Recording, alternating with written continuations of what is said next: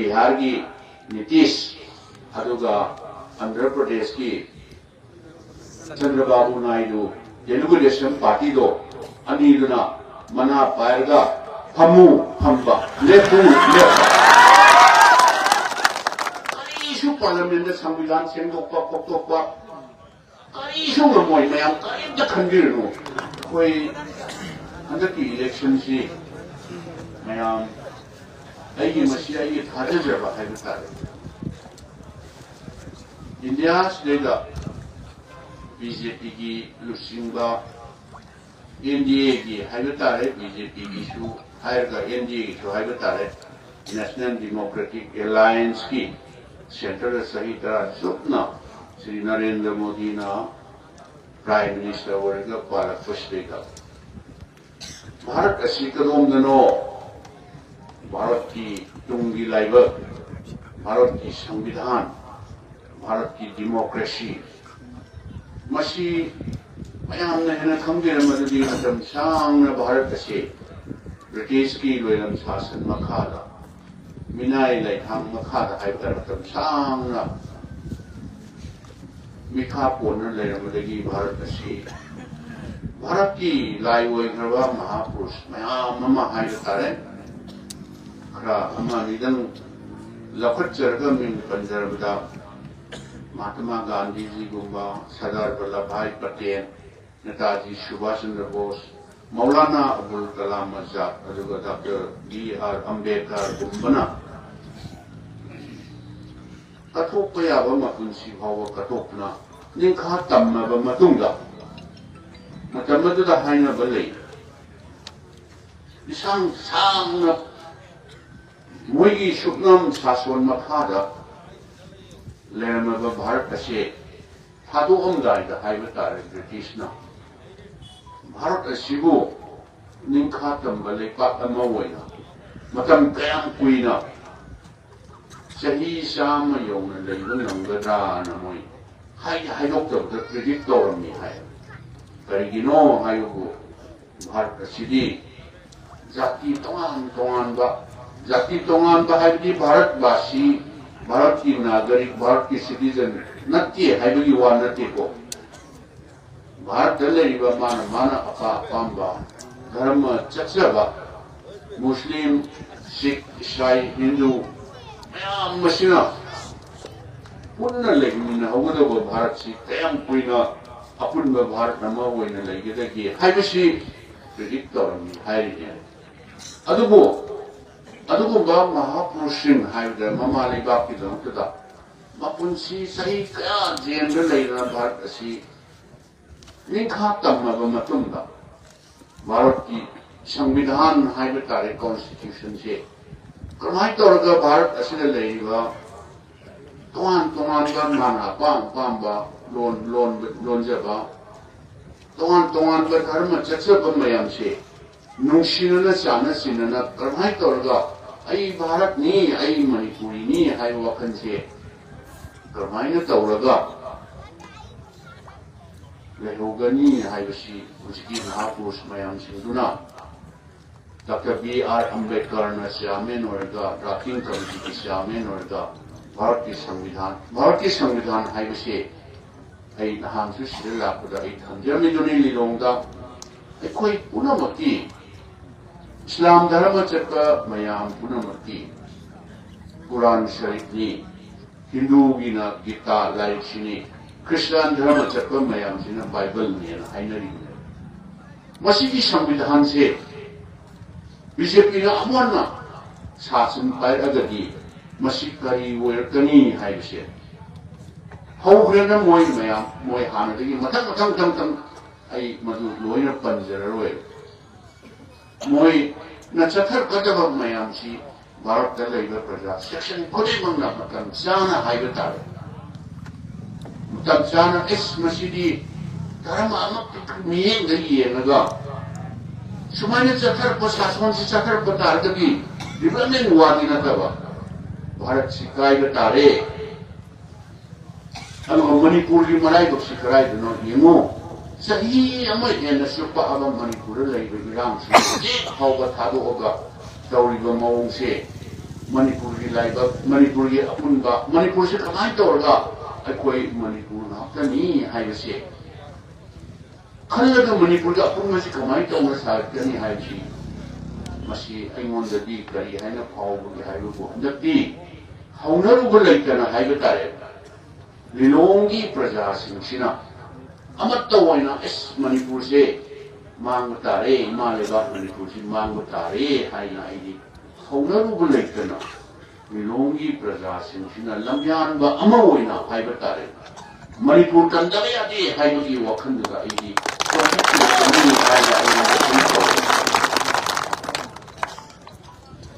मसाइजु मयाम पन्नगिबदनी तसेंगना अखोई मौजा की इलेक्शन दगी हंदकी इलेक्शन सिदी अखोई हाइनिंगाई लेतियो अखोई सु वखन से जा सिकामना मुझे पालिबा सरकार बीजेपी की पालिबा रूलिंग की एमएलए मयाम सिंसिना तू तौरे अदा तौरे जा सिकामने पाउसी संदोकबा अदगी अमरोंदा धमका तौबा अमरोंदा संदकीसिबु प्रजासिंगी मोइगी कोंफमसि होंगद्रा होंगोइद्रा मरमदि यम समना हायबदा जाजासि यम हायबा पैसा चावना लिलोंदा थाजरे अदर वोटर सिंगसि करी वखंदा लाकनी क्रमाई तौगनी खरा मना एफआईआर मी हातमो बगिराबा एफआईआर से नत्रगा मी मकोर हुरानो बगिराबा गणतंत्र चटप लेपाक्सिददी अइना अपाम वोट फोंदोकपदि हाना सरकार हंदकी सरकार इदनतीबा मणिपुर सरकार लेखिबसे हाना लाइबोजबा मणिपुर से इंडिया दा है पुंबा मतमजुदगी होंग 1949 दगी तोआन दा लीडर कया लेरे अलीम साइकी बाबू अलीम साइकी मतमदगी होना तोआन दा लीडर कया मणिपुर लेरे माना अपाम वखन वोट फोंदोकपदबो एफआईआर सनखिबसिबो करम मतमदा तागरे करम गवर्नमेंट मतमदा तागरे एफआईआर चनिंग लिसिंग चंगे चंसुनो करीब तक टीवीरुनो अखोई नौसिक हंदकी इलेक्शन सिदेदा अखोई पुनरिबा थौना लिंजेन अखोई पुनसे मोइना चनिंग एफआईआर सनसुनोबा करी तौंगदो योगा मोइना करी तौंगंगनी अदुना आइदी हंदकसे लिलोंगी प्रजासिंग मरुओइना ngसाइसे थंबिबा इमा इवेंटसिंग मयामना कांचेट चेप्टना एस मणिपुर से चुमनगी अखोई इंडिया ब्लॉकना पुथोक्चरिबा कैंडिडेट सी माइ पानबा खतनतना से माइ पानबा हाइबसे मणिपुर की भारत की अवोदबा म पुरपनो बनबदा भारत की संविधान करनबा डेमोक्रेसी करनबा तौबदा अचौबा थौदांग अमा लौबिखिबनी मसीगी थौना लिंजेन मसीगी फिरथे आई मतुंग फाउदा आई सोइना लिलोंसिना लम्यानबा अमा ओइना लिलोंसि अफबा अचुंबगी नमुतदा आई मतुंग सु दुम लेपिरकनी हाइबसे असौबा थाजबनी अदुना अखोई अतई वोटर दा करिदा पैसा पीरुबा येलुबदि लायना लेकाई दा वोट पीबियु हाइना वोट खोमबो कोई चटना बतंगा फुंसे दिए वोट हाइन खादरे गनबलेदा आतो वातो तोरगा लोजनि चनिंबा नुंसीबिना कोई कैंडिडेट ओजाबी मोइसे अदुसु लापियो अखोई मसक फोमो ओदना वोट थादगदौरेना मणिपुर मफाम खुदमत कौदुना हयेंग हंसिति वोट थादरनी ngasiदी लोयरनी वोट खोमगी कैंपेन की मतम लोयरनी हाइबदुदनेबा कोई लिलोंग मफम अमनी खप सेना मयाम जी केनो तौबिकीबतो अदुना मोइना पैसागी धमका तौरिबो खोलिबो मयाम कौखतना सिक्योरिटी फोर्स हालना तौबा मयामदो मधुबो आइदी सुमाइना लिलोंगी प्रजासिंगना लेपिरकपसे मसी लिंजेन थौना से masi chumnagi akhoi candidate na vote karu wan nata Manipur da chauba ahong ma lakpada lirong ang handak lauriba dai ta sumaina ai di matung da lobi da kani hayu se ai tha jabani aduna kana shu akhoi kana shu ai ngarang su thamjabaduni ganatantra chatpa lepak da ganatantra chatpa mafam da tingshagi mafam leike na ai ngarang da haijabaduni FIR aduga nongmai aduga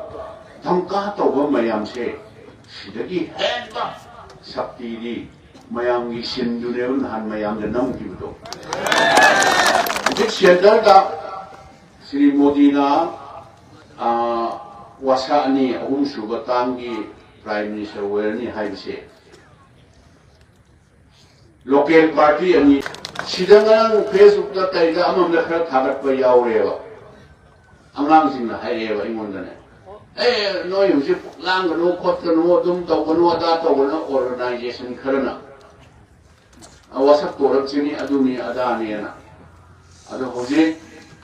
hairiba party anisi khuji dane moi taw du sheba namoi do pot thamjen ba hora abne hoje hairiba anisi na namoi do pot se demand se woyoi haiba si thamjela amneba aduna Congress party shu mafam matam yenaga kathokpa yaba dilongi prajasin anda kathui se sumai tawna Congress party shu tatai phawba leipak tangani hai tardi chumnagi shakti paibagi nataba thawai phawba tharkani haiji mati loja sacrifice oga sigumba sasan sigumba party se sinagi leipak tangdaba yade haibana koi kalakani aduna karimta tibigano karimta nusa tibigano lilongda leiba prajasin manipurda leiba praja koi punamuse kanana aidi Islam dharma chapter Muslim Islam singse noi se he kaimgana soina anadani sum haina haigi brakarino aikoi di minority na haigi aidi ta yang waewa minority haigi gano kanana hairam mino minority se akoi manipuri ni loire kani dharma chali ai Islam dharma se thaje jana ai Islam dharma chali haira loire Prithvi da Islam dharma chatta balai sab karma lebak lei aduna aina lo simjar kuda mayam punamaki lilongi praja punamakta aina thamjani muse Manipur si Sila tanda lakwa hai tare Manipur kanana ba bharat ki samvidhan bharat ki democracy masi kanana ba lilong praja singa lobi ki ba dai te se masi koi kadong da koi kopok se roi aduna anasu koi mayam Manipuri hatani karigumba tanda sa matamda koi mayam ne lilong da karigumba me koi tanda koi mayam purap sibina da ni mayam Ibiganu asumba haibasiri matam punamakta dum legadabani akoi punamak kanasu kin lalu de koi kiningai leiko lalu dragadi karimta aidi kiningai leite aduna akoi ki lingjen manaba haibasi ngasi ai kaya harawi saya phau charong thangmun gi sikra phiran thayumun si yengwa seba masi akoi amatani wakhan manaba lingjen manaba akoi se koi amatani haibasi utseba koi unity se masi matam purama kahendana ba koi naga matam gi Manipur gi issue India gi issue la ko matam da koi pura lemina si haibai wa kom krasi thamjar gai sa isu ten